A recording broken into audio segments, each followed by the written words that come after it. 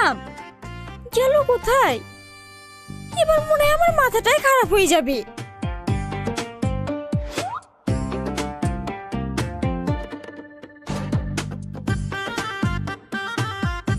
দেখি সত্য,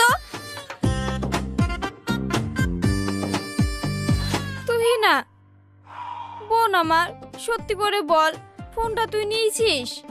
কই না তো। বল না। আরে আমি নিইনি। বোন আমার, আল্লাহ দোহাই লাগে, ফোনটা দিয়ে দে, সেলিমের ফোন আসার সময় হয়ে গিয়েছে।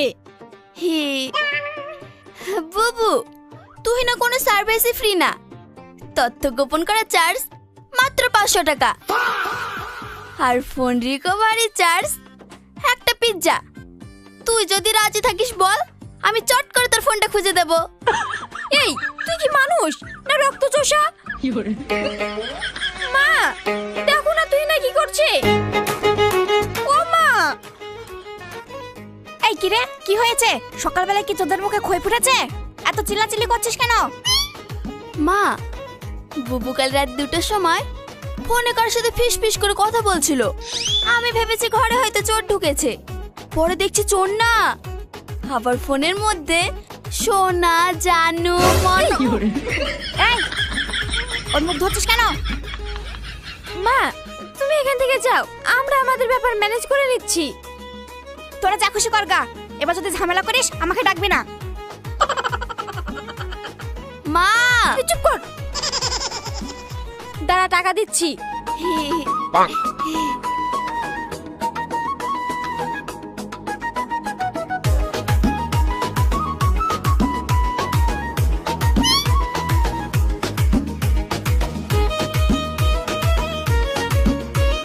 এনে টাকা দে, ফোন দে দে। কিরে,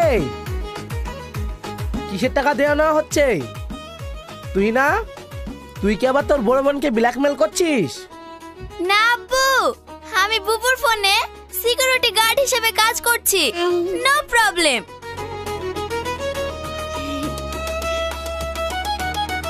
এই নে,